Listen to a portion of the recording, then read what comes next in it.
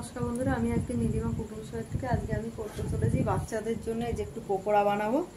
কিভাবে বানাবো আপনারা দেখতে থাকুন আমি কিভাবে বানাচ্ছি। আগে আমি মেখে দেব, একটু ভিনিগার আর গোলমরিচ দিয়ে আগে মেখে রাখবো, তারপর বাকি কি দেব আপনারা দেখতে থাকুন।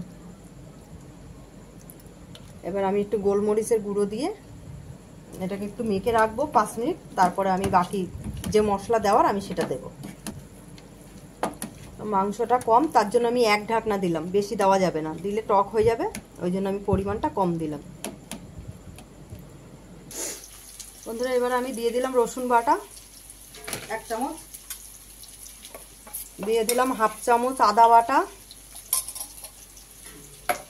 আর অল্প করে কাঁচা লঙ্কা, কারণ বাচ্চারা খাবে তো সামান্য একটু দিয়ে দিলাম, বেশি ঝাল দিলে অসুবিধা বাচ্চাদের জন্য। আর দিয়ে দিলাম আমি পেঁয়াজ বাটা।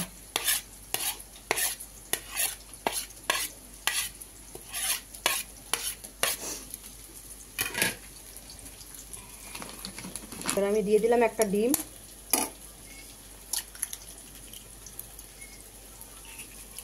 পরিমাণ মতো নুন, 1 চামচ কর্নফ্লাওয়ার প্রথমে দিলাম, 2 চামচ দিয়ে দিলাম, 3 চামচ দিলাম কর্নফ্লাওয়ার দিয়ে আমি এবার এটাকে মাখবো।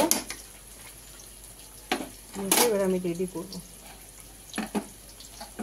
বন্ধুরা আমি দিয়ে মাখতে থাকছি, এবার লাগলে আমি আরেকটু দিয়ে মাখতে থাকবো, 1 চামচ মতন দিয়ে দিচ্ছি, দেখতে থাকুন আপনারা। বন্ধুরা এবার আমি কড়াই বসিয়ে দিয়েছি, তেল দিয়ে দিচ্ছি, তেলটা গরম হলে আমি পকোড়াটা ভাজা শুরু করব। সাদা তেল দিয়ে দিয়েছি, সাদা তেল দিয়ে ভাজবো আমি পকোড়াটা। আমার তেল গরম হয়ে গেছে, এবার আমি শুরু করে দিলাম পকোড়া ভাজতে।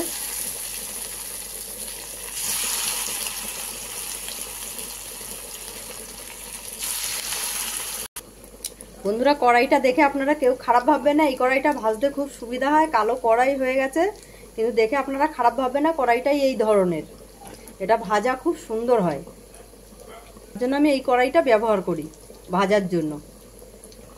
আমি পকোড়াগুলো ভাজতে শুরু করেছি, এবার এই পিঠ লাল হয়ে গেলে আমি উল্টিয়ে দিয়ে ভাজতে আরম্ভ করব, আপনারা দেখতে থাকুন।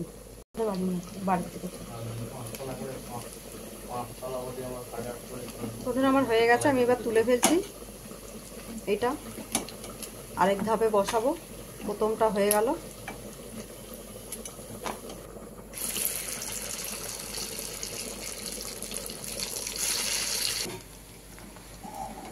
হয়ে গেছে বন্ধুরা আমার ভাজা পকোড়া, আমি এবার সব পুরো তুলে দিচ্ছি। বন্ধুরা এই যে আমি বানিয়ে পুরো রেডি করে নিয়েছি, আপনারা দেখতে থাকুন, আপনাদের ভালো লাগলে আপনারা বাড়িতে এরকম বানিয়ে খাবেন।